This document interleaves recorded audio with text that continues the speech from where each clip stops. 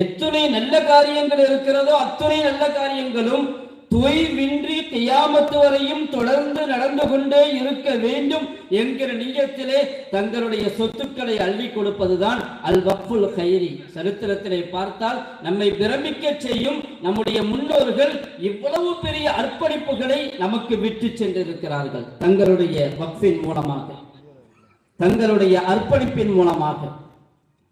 சாதாரணமான வக்ஃப் அல்ல அவை. சொல்ல போனால் வக்ஃப் என்பது அரசாங்கத்திற்கான ஒரு உதவி என்று சொல்ல வேண்டும். எல்லாவற்றையும் அரசாங்கத்திடமிருந்து எதிர்பார்க்க முடியாது. அரசாங்கத்திற்காக ஒரு உதவி இது. மக்களும் சேர்ந்து பாடுபடுகிறார்கள் அரசாங்கத்திற்கு. இன்னைக்கு நிறைய இன்கம் டேக்ஸ், ஜிஎஸ்டி, நிறைய வரிகள் உண்டு. ஆனால் அது நிர்பந்தமாக பிடுங்கப்படுகிறது. அது மீண்டும் நமக்கு வந்து சேருகிறதா இல்லையா என்பதே சந்தேகம். ஆனால் வக்ஃப் என்பது அவர்களுடைய விருப்பத்தோடு அர்ப்பணிக்கிறார்கள்.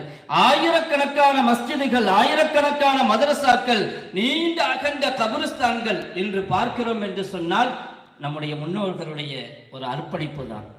சாதாரணமானவை அல்ல. ஆஸ்பத்திரிக்காக வக்ஃப் செய்தார்கள். ஆஸ்பத்திரியை கட்டுவது மட்டும் அல்ல வக்ஃப். அந்த ஹாஸ்பிட்டல் தொடர்ந்து செயல்பட வேண்டும் என்பதற்காக, அதற்காக வருமானத்தை உருவாக்க வேண்டும். அதுவும் தான் வக்ஃப். இந்த காலத்தில் ரொம்ப அத்தியாவசியமான ஒன்று ஆஸ்பத்திரிக்காக வக்ஃப் செய்வது. ஹாஸ்பிட்டலுடைய செலவுகள் எவ்வளவு அதிகமாக இருக்கிறது, தாங்க முடியாத செலவுகள். அதற்காக இந்த காலத்தில் கட்டாயம் தேவை ஆஸ்பத்திரிக்காக வக்ஃப் செய்வது, அந்த ஆஸ்பத்திரியுடைய வருமானத்திற்காக ஏற்பாடு செய்வது. அதே போன்ற ஆஸ்பத்திரிக்கு மட்டுமல்ல, நோயாளிகளை கவனிக்கக்கூடிய நர்ஸ், இஸ்லாமிய வரலாற்றிலே நோயாளிகளை கவனிக்கக்கூடியவர்களுக்காகவும் வக்ஃப் செய்திருக்கிறார்கள். இன்று சமூகத்திற்கு மிகப்பெரிய தேவை. குறிப்பாக வயோதிகர்கள், மூத்தவர்கள், எத்தனையோ வீடுகளிலே வயோதிபர்கள் அவர்களுக்கு கண்காணிப்பதற்கு ஆள் இல்லாமல் இருக்கிறார்கள். ஆனால் நம்முடைய சமுதாயத்திலே, சரித்திரத்திலே அதற்கான வக்ஃபும் உண்டு. அவர்கள் நோயாளிகளை கவனிக்கிறார்கள் என்பதற்காக அவர்களுடைய சம்பளத்திற்காக வேண்டி ஒரு சொத்தை அர்ப்பணித்து அதனுடைய வருமானத்திலிருந்து அவர்களுக்கு சம்பளம் கொடுப்பது.